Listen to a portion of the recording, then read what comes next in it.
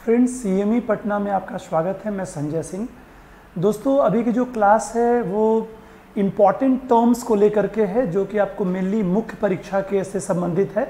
पर अगर आप प्रीलिम्स के भी स्टूडेंट्स हैं या आप इंटरव्यू के भी स्टूडेंट्स हैं तो इनको आप सुन सकते हैं। दोस्तों, इस पार्ट में मैंने, और आप ये सब टर्म्स थोड़ा थोड़ा सुनते भी रहते होंगे, लेकिन एक ऑर्गेनाइज्ड रूप से एक जगह आपको टर्म सारे मिल जाए तो आपको दोस्तों बड़ा अच्छा लगेगा। इसको मैंने दो पार्ट में रखा है। पहले सेगमेंट में एक बार ब्रीफ रिव्यू सारे टर्म्स पे करूंगा और देर उसके बाद से पार्ट 2 में जब आएगा तो उसको और डिटेल में हम लोग चर्चा करने का प्रयास करेंगे। तो अभी ये पार्ट 1 है। दोस्तों, जैसा कि आप जानते ही हैं कि बीपीएससी अगर मेंस की बात करें तो पेपर 2 में और 1 में आपको कई जगह पर लिखते समय में टर्म्स की बड़ी ज़रूरत पड़ती है। उदाहरण के लिए आप हिस्ट्री से स्टार्ट करें तो हिस्ट्री में ही जब आप मॉडर्न इंडिया की बात करते हैं तो कई बार आधुनिकता के बारे में, समाजवाद के बारे में, मार्क्सवाद के बारे में ऐसा सब सवाल भी आया है कि समाजवाद से आप क्या समझते हैं और गांधी का समाजवाद विचारों की चर्चा करें। या जब आईआर करते हैं तो 56-67 में सवाल आ गया था कि जो समानांतर कूटनीति की बात होती है। दोस्तों, ऐसे ही हर पार्ट में जो जो टर्म्स रियली ज़रूरत के हैं उसको मैं एक बार संक्षिप्त में बताने का प्रयास कर रहा हूँ। जैसा मैंने शुरुआत में कहा कि जो लड़के प्रीलिम्स वाले भी हैं उनको इससे काफ़ी मदद मिलेगी, और इंटरव्यू वालों को भी कई बार जो सवाल आते हैं कि ये क्या होता है तो आप दोस्तों बता सकते हैं। और अब ऐसे भी आप जानते हो इंटरव्यू का समय भी है, 64th का रिजल्ट आने वाला है, तो वहाँ पर भी एक चीज़ बहुत काम करेगा। आइए दोस्तों, यहाँ पर मैंने लिखा है परीक्षा उपयोगी शब्दावलियाँ एवं अवधारणाएँ, टर्म्स और जो एजम्पशंस हैं, जो आइडियोलॉजीज हैं उसके बारे में है। ये कई जगह पे आप पढ़ते हैं, पॉलिटिकल साइंस में भी कुछ मिलेगा, इकोनॉमिक्स में मिलेगा, लेकिन इन सब को एक जगह पे करने का प्रयास है और पार्ट 1 में संक्षेप में देख रहे हैं। इसमें मैंने सबसे पहले पेपर 1 ये इंटरनेशनल का मैंने निकाला है, जो ज़्यादा ज़रूरत की चीज़ें हैं, लिख इसलिए दिया है ताकि थोड़ा समय बचे। नंबर 2 है हिस्ट्री और कल्चर रिलेटेड, नंबर 3 है पॉलिटी रिलेटेड, और नंबर 4 है आपका इकोनॉमी और साइंस टेक पर्यावरण संबंधित। यहाँ पे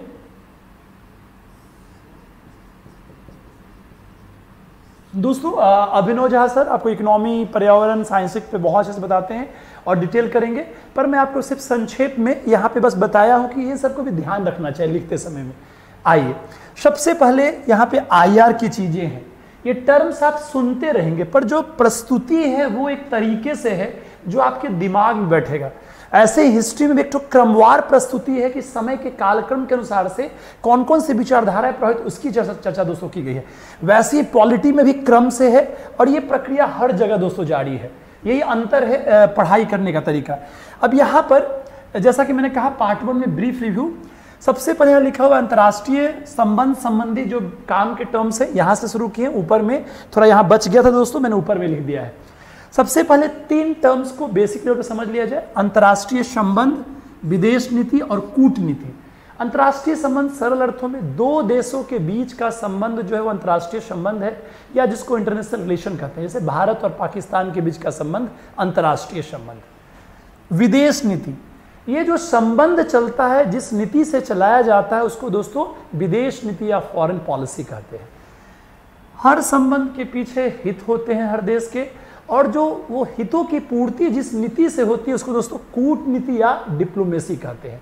तो तीनों सिमिलर टर्म्स को अगर आप एक साथ पढ़ते हैं, दो देशों का बीच का संबंध अंतर्राष्ट्रीय संबंध, ये संबंध जिस नीति से विदेश नीति, विदेश नीति में हितों की प्राप्ति किससे, कूटनीति दोस्तों। ठीक, ये सब डायरेक्टली कोई आंसर में नहीं आएगा, लेकिन इसका प्रयोग करके आप अपने शब्दावली को बेहतर कर सकते हैं। जब लिखेंगे तो लगेगा कि कंटेंट अच्छा है। ये सब डायरेक्टली मेंस में दोस्तों यूज कर सकते हैं फ्रेंड्स। उस तरह से कूटनीति के विभिन्न रूपों की बात है। आजकल कूटनीति का मेनली 2 पॉपुलर रूप माने जाते हैं। जब एक गवर्नमेंट और गवर्नमेंट के बीच में जब डिप्लोमेसी चलाई जाती है तो उसको ट्रैक 1 डिप्लोमेसी या औपचारिक कूटनीति दोस्तों कहते हैं। लेकिन जब गैर सरकारी स्तर पे एनजीओ के द्वारा जो चलाई जाती है उसको आपको ट्रैक 2 या पैरेलल डिप्लोमेसी के भी नाम से दोस्तों जाना जाता है। पर आजकल डिप्लोमेसी कई रूपों में चर्चा में रहता है, जिसका आपने आंसर राइटिंग प्रयोग कर सकते हैं। हालांकि मैं प्रयास करूँ इन सब पे एक तो लिखा हुआ भी दे दूँ थोड़ा सा डिटेल में, जब डिटेल डिस्कशन से पहले, ताकि आपको आसानी रहेगी। पर अभी थोड़ा संक्षेप में ही, सरकार और सरकार के बीच में अगर प्रधानमंत्री नरेंद्र मोदी जी और पाकिस्तान के प्रमुख दोनों अगर बातचीत, तो दोस्तों ट्रैक 1 डिप्लोमेसी है, पर जब और लेवल पे है तो उसको ट्रैक 2 डिप्लोमेसी कहते हैं। कई बार बिजनेस ग्रुप्स के तहत भी संबंध दो से बनते हैं, उसको दोस्तों ट्रैक 3 कहते हैं। कई बार जो निजी नागरिक है वो संबंध बनाते हैं, उससे ट्रैक 4 कहते हैं। 5 है जब शिक्षा पर, शोध पर के आधार पर जब संबंध बनते, जैसे खासकर इंडिया और अफ्रीका के बीच में चलेगा तो उसको दोस्तों ट्रैक 5 कूटनीति कहते हैं।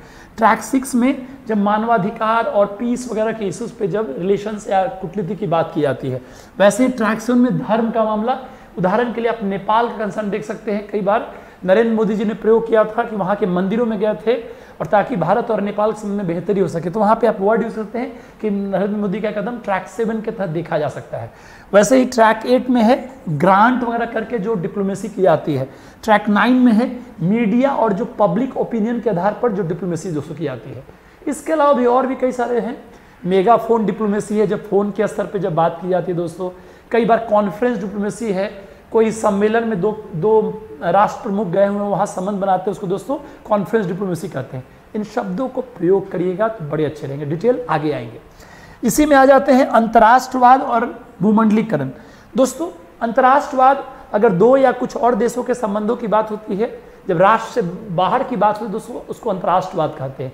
पर जब भूमंडलीकरण या वैश्वीकरण, विभिन्न देशों के जुड़ने की प्रक्रिया, जिसको विश्वव्यापी समायोजन की प्रक्रिया भी कह सकते हैं, उसको इकोनॉमिक टर्म्स में बात करते हैं, जब वस्तु, सेवा और संचार का फ्री फ्लो, आदान प्रदान की जो दोस्तों बात होती है। पर यहाँ पर एक जनरल टर्म में एक विश्वव्यापी समायोजन या सम्मेलन की प्रक्रिया दोस्तों वैश्वीकरण दोस्तों कहलाता है। इसी में भू राजनीति, भू रणनीति, भू अर्थशास्त्र, हरित राजनीति। भू राजनीति इंटरनेशनल में यूज होते हैं जब ज्योग्राफिकल बेसिस पर जो एक प्रकार की जो राजनीतिक प्रणालियाँ या जो रणनीतियाँ बनाई जाती है उसके लिए भू राजनीति का प्रयोग होता है। और ये जो भू राजनीति होती है जिस रणनीति के तहत चलती है उसको भू रणनीति कहते हैं। इसी में भू अर्थशास्त्र, किसी क्षेत्र विशेष में कोई आर्थिक संसाधन है उसके आधार पर जब फॉरेन पॉलिसी में डिप्लोमेसी की जाती है, मान लीजिए साउथ चाइना सी में कहीं से कुछ रिसोर्स मिला, उसके बगल के देशों से जो पॉलिसी चलाएगी तो हम बोलेंगे यहाँ पे जियो इकोनॉमिक्स यूज हो रहा है। और वैसे ही जब पर्यावरण के स्तर पर, पर्यावरण के आधार पर जब अंतर्राष्ट्रीय संबंधों की बात चलती है तो वहाँ के लिए दोस्तों हरित राजनीति शब्द का दोस्तों प्रयोग किया था। डिटेल और रहेंगे। इसी में आते हैं hard power, soft power. Hard power में शक्ति के प्रयोग की बात की जाती है, सैन्य संघर्ष का भी दबाव बनाया जाता है। और सॉफ्ट पावर में वैचारिक आधार पर, परंपरा के आधार पर सॉफ्ट पावर पॉलिसी की बात की जाती है। जैसे नेपाल के साथ इंडिया हमेशा सॉफ्ट पावर पॉलिसी का ही पालन करना चाहता है। हालांकि जो रोटी बेटी का संबंध है उसमें लगातार जो नागरिकता संशोधन बिल आया उसके बाद से फिर जो विवाह के जो नियम बदलाए गए हैं, फिर जो काला पानी लिपु लेक विवाद है, उससे बड़ी समस्या आई थी, चर्चा करेंगे विस्तार से अलग से। पर इंडिया नॉर्मली उन लोग देशों के साथ सॉफ्ट पावर पॉलिसी यूज करना चाहता है, पावर का नहीं। यहाँ पे शांति में शांति स्थापना और निर्माण। दोस्तों ये टर्म इस रूप में है, शांति स्थापना निर्माण, मतलब दो देशों के बीच में संघर्ष चल रहा है। अब इस संघर्ष में शांति स्थापना, उसको कैसे इस संघर्ष को रोका जा सके, तात्कालिक प्रक्रिया जो है वो शांति स्थापना है, पर निर्माण एक लॉन्ग टर्म प्रक्रिया है। शांति स्थापना अगर वर्ड का मतलब है शांति स्थापना, तात्कालिक शांति हो रही है, लेकिन निर्माण है कि वो कदम उठाए जैसे कि लॉन्ग टर्म बात हो। जैसे कई बार कहा गया था कि इंडिया पाकिस्तान में शांति निर्माण की जरूरत है, कई बार युद्धों के बाद ये बात है। इसी तरह से सहयोगी सुरक्षा और सामूहिक सुरक्षा। सहयोगी दो या कुछ देशों के बीच में सुरक्षा का जो आवरण बनाते हैं, जैसे इंडिया पाकिस्तान और कोई 2-3 देश कर लिए, अफगानिस्तान के, हालांकि तो यही हमारी समस्या है। मान लीजिए इंडिया और इधर के भूटान ने कर लिया, दोनों का सहयोग की बात है। लेकिन अगर कई देश एक साथ करते हैं तो उसको दोस्तों सामूहिक सुरक्षा कहते हैं। इन शब्दों का प्रयोग लिखते समय करेंगे तो अच्छा लगेगा, क्योंकि टर्म्स जब आप लिखेंगे आंसर्स में तो अच्छे उत्तर लगेंगे, या इंटरव्यू के लिए जब जवाब देंगे तो अच्छे लगेंगे कि सर सहयोगी सुरक्षा का बढ़ावा मिलेगा, सामूहिक सुरक्षा का बढ़ावा मिलेगा। दोस्तों विस्तार में आगे जब आयर की बात उसमें चर्चा भी करेंगे। इसी तरह से शीत युद्ध संबंधित है। शीत युद्ध आप सभी जानते हैं, वर्ल्ड वॉर 2 के बाद 1945 से 1991 का दौर जो है वो कोल्ड वॉर का दोस्तों दौर माना जाता है, जिसमें दो गुट थे। एक तरफ अमेरिका के नेतृत्व में पूंजीवादी गुट, पश्चिमी यूरोप के देश के इसमें शामिल थे और भी कुछ क्षेत्र, और एक तरफ सोवियत रूस के नेतृत्व में पूर्वी यूरोप के देश, जिसको साम्यवादी गुट दोस्तों कहलाते हैं। दोस्तों शीत युद्ध का मतलब है वास्तविक युद्ध तो नहीं होंगे, पर युद्ध की संभावना दोस्तों बनी रहेगी, एक प्रकार की पेंडुलम जैसी स्थिति रहेगी। इधर मान लीजिए पेंडुलम है, इधर युद्ध है और यहाँ पे शांति है, हिल रहा है, यहाँ पे क्लियर ही नहीं कि क्या होने वाला है। युद्ध और शांति के बीच की अस्थिर स्थिति को दोस्तों बोलते हैं शीत युद्ध का दौर, जिसमें वैचारिक संघर्ष हुए, गुप्तचरी हुई, संचार युद्ध हुए, कई सारी चीजें रही। यहीं पर शीत युद्ध, हमने कहा युद्ध और शांति के बीच की अस्थिर स्थिति। इसी समय दो ध्रुव चले, एक ध्रुव दोस्तों था अमेरिकी ध्रुव जो पूंजीवादी देशों का, और दूसरा जो था साम्यवादी देशों का, जिसको आपको सोवियत रूस का दोस्तों ध्रुव बोलते हैं। तो दो ध्रुव, एक अमेरिकी ध्रुव और दूसरा एक सोवियत रूस का ध्रुव। उसी में एकल ध्रुव की बात तब चली जब 1991 में सोवियत रूस का दोस्तों विघटन हो गया, तो एक ध्रुव बचा, वो अमेरिकी गुट बना, और जो अमेरिकी वर्चस्व का विकास भी दोस्तों चला। उसी में आप पढ़ते हैं 2000 ईस्वी के बाद से ये वर्चस्व कमजोर पड़ता है और आजकल मल्टीपोलर वर्ल्ड है, जिसको बहुध्रुवीयता भी दोस्तों बोलते हैं। तो यहाँ पर शीत युद्ध, युद्ध और शांति के बीच की अस्थिर स्थिति 1945 से 1991, दो ध्रुव अमेरिका ध्रुव और रशिया ध्रुव, एक ध्रुव 1991 के बाद स्थिति। इसी में तीसरी दुनिया, वो देश जो नॉन अलाइनमेंट के पार्ट बने, जिसमें आप अफ्रीका, एशिया, लैटिन अमेरिका से जो नए आज़ाद देश थे, वो तीसरी दुनिया के गुट बने, जो दोनों ध्रुवों से दोस्तों अलग थे। इसी में कुछ और वर्ड आप देख सकते हैं, उत्तर संवाद, दक्षिण संवाद, उत्तर संवाद, दक्षिण संवाद और उत्तर दक्षिण संवाद। दोस्तों जब आप मैप पर देखेंगे, वर्ल्ड के मैप पर, ऐसे नहीं है, मैं घेर देता हूं, तो नॉर्मली जो नॉर्थ के हैं सब थोड़ा सा डेवलप्ड दोस्तों हैं।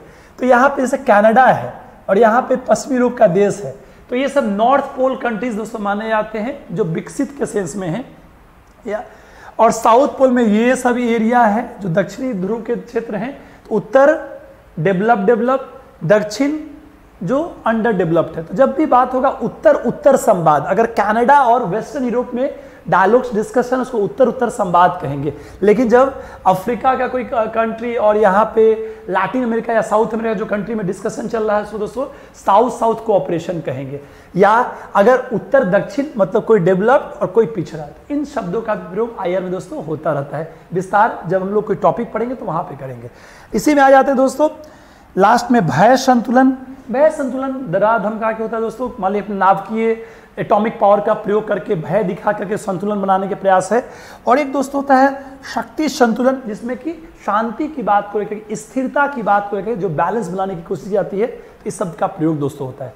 इसी में कुछ टर्म्स हैं यहाँ पे दोस्तों मिलते जुलते रहते हैं। शस्त्रों की होड़, जब निर्माण, शस्त्र निर्माण की दोस्तों प्रतिस्पर्धा चलती रहती है, दोस्तों शस्त्रों की होड़ बोलते हैं, वॉर आर्म्स रेस जिसको बोला जाता है। फिर वैसे ही शस्त्र नियंत्रण है, जब शस्त्रों में कमी या कटौती की जाती है। उदाहरण के लिए सॉल्ट ट्रीटी हुआ था, स्ट्रेटेजिक आर्म्स लिमिटेशन ट्रीटी 1972 का कोल्ड वॉर के दौर में अमेरिकी और रशियन गुट के बीच में। वैसे स्टार्ट दोस्तों हुआ था जब यूएसएसआर विखंडन पे था स्टार्ट, जिसमें स्ट्रेटेजिक आर्म रिडक्शन ट्रीटी है, एक में लिमिटेड करना है, एक में रिडक्शन करना है। फिर बाद में भी 2010 के आसपास में न्यू स्टार्ट आया था दोस्तों अमेरिका और रूस के बीच में। फिलहाल तो ये सब चीजें हैं। उसमें से 2-3 वर्ड्स और भी हैं यहाँ पे आप पाएंगे। वर्ड्स में एक वर्ड है विचारधारा का अंत, इतिहास का अंत। ये सब टर्म्स को आप देखेंगे, डिटेल्स बहुत सारे हैं, लेकिन इन सब टर्म्स को थोड़ा आपको जानना चाहिए। तीनों टर्म्स क्या है दोस्तों, विचारधारा का अंत, इतिहास का अंत और सभ्यता का संघर्ष। ये सब आप आइडियोलॉजिकल यूज कर सकते हैं दोस्तों। विचारधारा का जो अंत है वो 1960s में दोस्तों एक टर्म्स आता है। इतिहास का अंत 1990s 80s 90s के दौर का है। और आपका ये जो वर्ड है सभ्यता का संघर्ष 1990s के दौर का है, जो आप सैमुअल पी हंटिंगटन का नाम सुनते हैं, clash of civilization remaking of new world order की जो बात की, ये तीनों कुछ मिलते जुलते हैं दोस्तों। विचारधारा का अंत जो 1980s में है, उनका बुक का नाम है, मूलतः ये जो अवधारणा है वो डेनियल बेल की है। हालांकि जो ये वर्ड है पहली बार अल्बर्ट कामू ने रखा था, और बेल की बुक का नाम है द एंड ऑफ आइडियोलॉजी। ये वास्तव में जो इसका उद्देश्य दोस्तों रहा, वो कोल्ड वॉर के दौर में कैपिटलिस्ट ग्रुप को सपोर्ट करना था, और कहना यह था कि साम्यवाद सफल नहीं हो सकता है। और कहीं ना कहीं यही बात आगे चल करके जो विचारधारा का अंत की बात जो डेनियल वेल ने दोस्तों की थी, इसी बात को आकर के फ्रांसिस फुकुआमा ने इसको आगे बढ़ाया 1980s 90s में। तो चाहे बेल विचारधारा का अंत हो या फुकुयामा का इतिहास कहें, तो दोनों यूएस के विचारक हैं।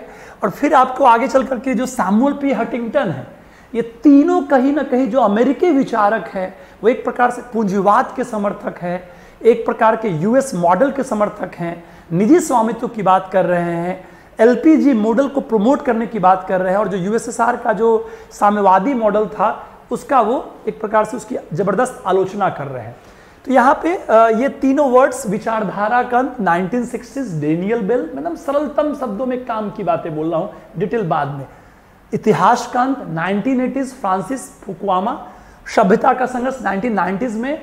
और दोस्तों नरसिम्हा राव ने भी इस बुक की भी चर्चा की थी, जिसमें सैमुअल पी हंटिंगटन कहते भी हैं कि आगे आने वाले समय में इस्लाम और क्रिश्चियनिटी में संघर्ष दोस्तों चलेगा।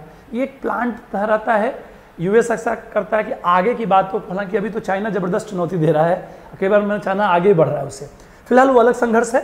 तो ये कुछ टर्म्स हैं, आइए थोड़ा सा शॉर्ट में रिकॉल कर लेते हैं। यहाँ मैंने कहा अंतर्राष्ट्रीय संबंध, दो देशों के बीच का संबंध, विदेश नीति, ये संबंध जिस नीति से चलाया जाता है दोस्तों उसको बोलते हैं विदेश नीति। कूटनीति, विदेश नीति में हितों की पूर्ति कूटनीति के माध्यम से होती है। कूटनीति के कई रूप हैं, पॉपुलर रूप सरकार ट्रैक 1, सरकार के अलावा जो एनजीओ स्तर पे है ट्रैक 2, और उसके डिफरेंट फॉर्म्स। इसके अलावा megaphone diplomacy, public diplomacy, conference diplomacy, ऐसा कई और भी रूप चर्चा में होते हैं, सब मीडिया द्वारा जड़ित है। अंतर्राष्ट्रवाद, दो देश या कुछ देश के बीच का संबंध।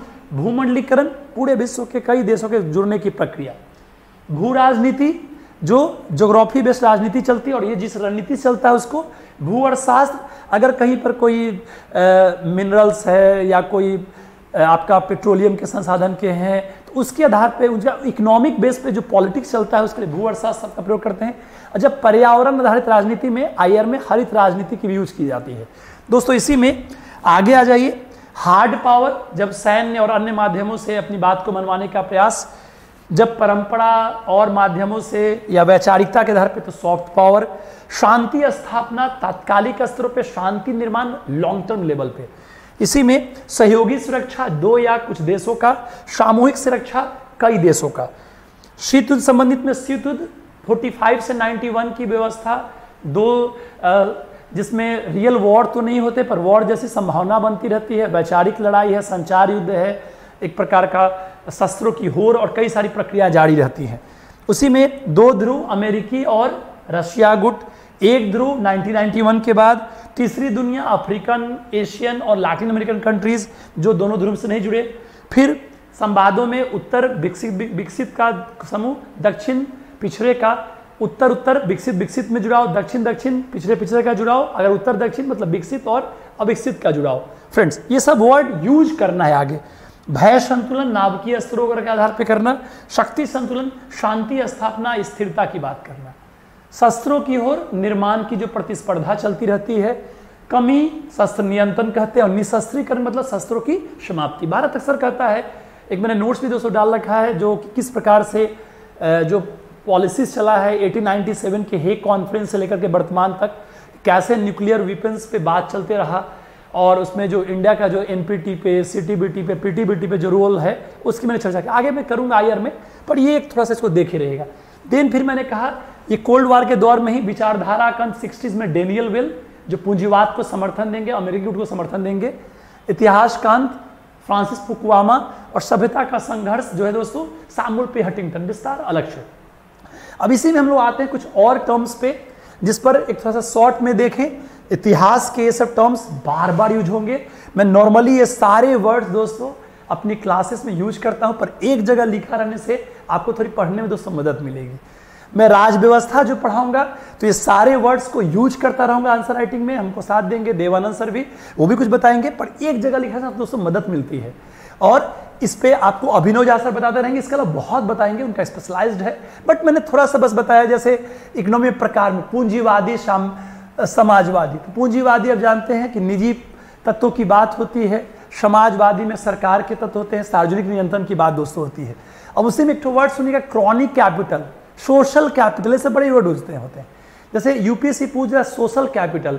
दोस्तों कई बार इकोनॉमी में जैसे कोई व्यक्ति है वो अपने सामाजिक संबंधों के माध्यम से भी लाभ कमा सकता है, तो वहां के लिए बोलते हैं सोशल कैपिटल की बात। और एक क्रॉनिक कैपिटलिज्म जो बोलते हैं, जिसको सहचर पूंजीवाद दोस्तों बोलते हैं, वो बेसिकली आजकल एक प्रकार का भ्रष्टाचार का एक तरीका भी दोस्तों, भ्रष्टाचार उसी माध्यम से होता है। जैसे कोई पूंजीपति है, उसने नेताओं से और अधिकारियों से अपना गठजोड़ बना करके लाभ का अपना वैसे काम किया जो कि गवर्नमेंट नॉर्म्स पे भी नहीं हो, उस वहाँ के लिए क्रॉनिक कैपिटलिज्म शब्द का प्रयोग दोस्तों किया था, जो कि आजकल बहुत बड़े स्तर पे चलता है। इन शब्दों का प्रयोग कर सकते हैं दोस्तों, क्रॉनिक कैपिटलिज्म, सहचर पूंजीवाद, जिसमें पूंजीपति, दूसरा उसके बाद आप पाएंगे जो उद्योगपति हैं, उद्योगपति या पूंजीपति हैं, वो नेताओं और अफसरशाही से एक गठजोड़ करके अपने हितों का बात करते हैं, हितों के आगे बढ़ाते हैं। इसी में जैसे समृद्धि और विकास आप खूब अच्छे से जानते हैं। समृद्धि एक मात्रात्मक अवधारणा है और विकास एक व्यापक अवधारणा है। हम अक्सर बोलते हैं कि हमें विकास की जरूरत है। समावेशी विकास उसी संतुलित रूप का है जिसमें विभिन्न में समावेशी हो, चाहे क्षेत्र का हो या वर्ग का हो। दोस्तों राष्ट्रीय आय के कई रूप आप जानते हैं, जीडीपी, एनडीपी, एनएनपी, एनडीपी, सब पढ़ते रहेंगे, बस इसको यूज करना की जगह पर। उसी में जनांकी लाभांश आप जानते हैं कि कार्यशील जनसंख्या संबंधित है, जो कि 15 से 64 वर्ष का है, और उसमें इंडिया में अभी जो 2001 के बाद से पाया जा कार्यशील आबादी एक अच्छी संख्या में है। हालांकि वो तभी फायदा हो पाएगा इकोनॉमिक ग्रोथ के लिए, और उसको स्किल करके उसका उपयोग दोस्तों किया जा सकता है। आगे उसी में आयोजन में कई बातें आप पढ़ेंगे। प्लानिंग क्या है, प्लानिंग किस प्रकार से गवर्नमेंट बेस्ड होता है, या मल्टी लेवल प्लानिंग क्या है, रीजनल प्लानिंग क्या है, इन सब का प्रयोग दोस्तों करना चाहिए आंसर राइटिंग में। उस तरह से एग्रीकल्चर, इंडस्ट्री, ट्रेड, कॉमर्स के सारे क्षेत्रों के बारे में। वैसे निवेश विनिवेश आप सब जानते हैं, निवेश में पैसा इन्वेस्ट किया जाता है और विनिवेश उसकी उल्टी प्रक्रिया है, जो 1990s में दोस्तों था, जब सार्वजनिक पूंजी को, सरकारी पूंजी को कम किया गया और निजी निवेश को उसमें बढ़ावा दिया गया। उसी में एलपीजी है, लिबरलाइजेशन, प्राइवेटाइजेशन, ग्लोबलाइजेशन की बात है। लिबरलाइजेशन में आप देखते हैं कैसे सरकारी नियंत्रण कम करने की बात की गई। प्राइवेटाइजेशन का मतलब है कि निजी तत्वों को बढ़ाने की बात की गई। ग्लोबलाइजेशन एक प्रकार की विश्वव्यापी प्रक्रिया है, और वास्तव में जो एल और पी है उसकी परिणति जी के रूप में दिखाई पड़ती है। इसी में कई वर्ड्स हैं। संरक्षणवाद, आजकल ट्रेड वार में बहुत वर्ड सुनते हैं, जिसमें कि अपने वस्तुओं को मोर एंड मोर निर्यात की बात है और किसी वस्तु को आने की कमी करने की बात है, जिसको संरक्षणवाद भी दोस्तों कहा जाता है, जिसका बहुत बड़ा विरोधी WTO भी माना जाता है। तो ये सब कुछ वर्ड बहुत विस्तार से अभिनव सर बताते रहेंगे, मैंने बस ऐसे लिख दिया कि ये सब भी आपको जानना चाहिए। वैसे ही पर्यावरण में, जैसे पर्यावरण है, पारिस्थितिकी है, पारिस्थितिकी तंत्र है, पर्यावरण आपके आसपास का जो सारा समूह है पर्यावरण है। इसी में जो जैव और अजैव तत्वों का जो संबंध है वो पारिस्थितिकी है, और ये जो संबंध जिस तंत्र से चलता है उसको दोस्तों पारिस्थितिक तंत्र कहते हैं। जैसे यहाँ पर दो देशों के बीच का संबंध अंतर्राष्ट्रीय संबंध, ये संबंध जिस नीति से विदेश नीति, और विदेश नीति के हितों की प्राप्ति जिस नीति से वो कूटनीति। वैसे ही पर्यावरण आसपास का आवरण में सभी तत्व हैं।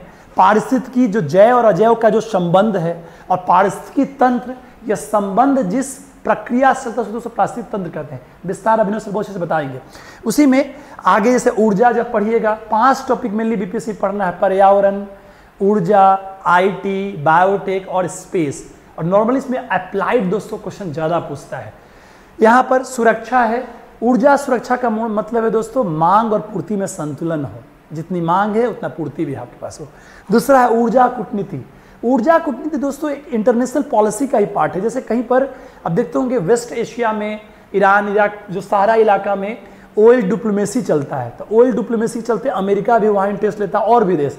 अभी जो साउथ चाइना सी वाली जो विवाद चला वो 2010-11 से और व्यापक हो गया, जब ये रिपोर्ट आया कि ये वर्ल्ड का प्रोबेबली लार्जेस्ट या सेकेंड लार्जेस्ट यहाँ पर संभावनाएं हैं पेट्रोलियम का, नेचुरल गैस का। तो वहाँ पे ऑयल डिप्लोमेसी के तहत में सभी देश अपनी भूमिका दोस्तों निभा रहे हैं।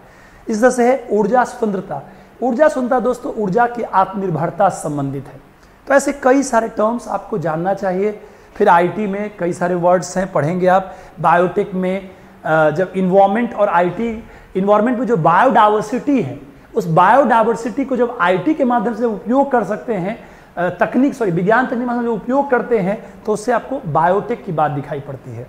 लास्ट में स्पेस की बात। तो ये सब चीज़ें आप पढ़ेंगे, बस मैंने आपको बता दिया, जिसका जरूर प्रयोग करिएगा। टर्म्स मैंने पिछले लेक्चर में बताया, आज फाइनल टेस्ट मैंने दिया था कि how to write a good answer 1, मैंने पूरा चीज लिख के बताया था, उसको मैं हर आंसर राइटिंग से प्रयोग करूंगा। नंबर 2 मैंने आपको बताया कि अभी वर्ड्स वाला इसका बहुत ज्यादा इस्तेमाल है, और जब इसको मैं डिटेल में हर टॉपिक वाइज बोलूंगा तो दोस्तों आपको बहुत अच्छा लगेगा और आपका नंबर अन्य से बहुत बढ़ जाएगा। नेक्स्ट, अब आइए दोस्तों हिस्ट्री पॉलिटी का मैं इसलिए सेकंड पार्ट में रखा अभी जल्दी में, क्योंकि इसको मैं आगे भी दोस्तों विस्तार करूंगा, तो कुछ मिनट जो बचे उसमें मैं एक बार शॉर्ट में बता दूं। इतिहास, संस्कृति, सभ्यता में कई बार बोल चुका हूं। इतिहास बीती घटनाओं का क्रमबद्ध एवं व्यवस्थित अध्ययन है। निरंतरता एवं परिवर्तनीयता इसकी विशेषता है।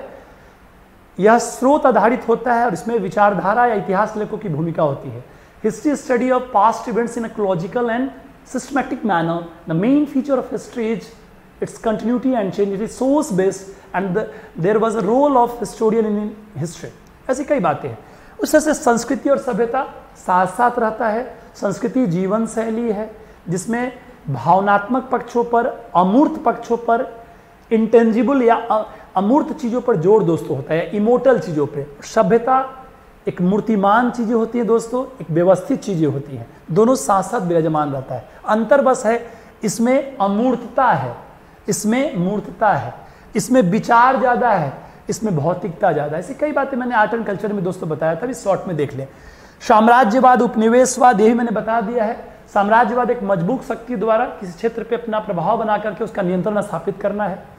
इसी का रूप नए नए समय पे आते रहता है। भौगोलिक खोज जो 15वीं 16वीं शताब्दी से विस्तारित होते हैं, उसके बाद से नए भूभाग पे प्रभाव बना करके, सत्ता स्थापना करके उसको, उसके संसाधनों को अपने अनुसार से जो प्रयोग दोस्तों किया गया वो उपनिवेशवाद कहलाता है। जैसे ब्रिटेन का उपनिवेश इंडिया बना, उसके पहले भारत, अमेरिका दोस्तों, ऐसे कई सारे क्षेत्र बने।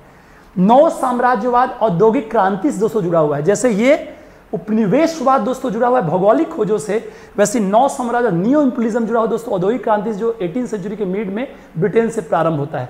औद्योगिक क्रांति के बाद वैश्विक स्तर पे साम्राज्यवाद राजनीतिक या सैन्य संघर्षों की जगह पर आर्थिक संघर्षों का रूप लेके चला, जिसका एक बहुत आइडियल उदाहरण दोस्तों अफ्रीका का विभाजन है। अफ्रीका में जो साम्राज्यवाद है 19वीं सेंचुरी के, तो वहां पे नौ साम्राज्यवाद दोस्तों दिखाई पड़ेगा, जहां पे आर्थिक तत्वों पे जोर ज्यादा रहेंगे।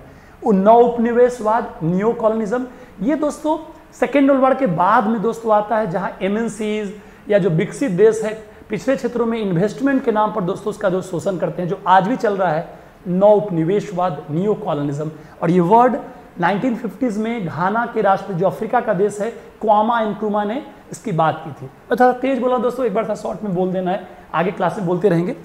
वैसे ही आधुनिकता, उत्तर आधुनिकता। आधुनिकता जो दोस्तों है मॉडर्न इंडिया में भी आप पढ़ाऊंगा, फ्रांसिस बेकन ने मॉडर्निटी पे बहुत बात भी कर रखी है।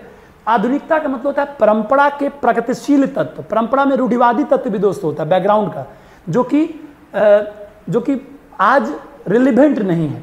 तो परंपरा से भी पॉजिटिव बात को लेना और नए परिवर्तनों को अपनाना है, उससे आधुनिकता का दोस्तों निर्माण होता है।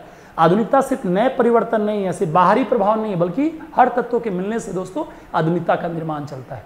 इसी में एक उत्तर आधुनिकतावाद वर्ल्ड वॉर 2 के बाद आता है, जिसमें कि व्यवस्था के विरोध की बात है, विचारों के विरोध की बात है, जिसके कई सारे थिंकर्स आए। मिशेल फुकोल्ट थे, नीत्शे थे जिन्होंने शून्यवाद की बात की, देरिदा थे, विखंडनवाद की बात की, जो कहते हैं कि पाठ नहीं, टेक्स्ट नहीं, कंटेक्स्ट इंपॉर्टेंट है। ये सब बातें जिसको आगे पढ़ेंगे कभी। राष्ट्रवाद और अंतर्राष्ट्रवाद। राष्ट्रवाद दोस्तों मूलतः राष्ट्र निर्माण की प्रक्रिया, एक सामूहिकता की भावना है, और खासकर जो एशियन और अफ्रीकन कंट्रीज हैं उसमें उपनिवेशवाद के विरोध में जो आज़ादी का जो आंदोलन चला वो राष्ट्रवाद के रूप में दोस्तों दिखाई पड़ता है।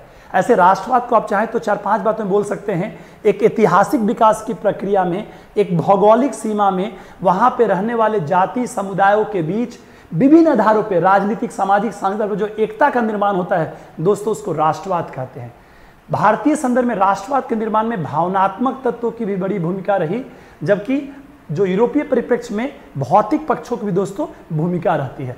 अंतर्राष्ट्रवाद मैंने इधर भी बोल दिया था, जब राष्ट्र के अलावा बाहरी संबंधों की बात जब होती है तो वहाँ पे अंतर्राष्ट्रवाद शब्द का प्रयोग होता है। जब मैं वैचारिकता पढ़ाऊंगा गांधी उन्दी में तो वहाँ पे अंतर्राष्ट्रवाद की बात भी करेंगे। जैसे गांधी कहते हैं कि आदमी को पहले राष्ट्र के प्रति अपना किताब कर्तव्य निभा करके राष्ट्रवादी होना चाहिए, फिर उसको अंतर्राष्ट्रवादी दोस्तों होना चाहिए।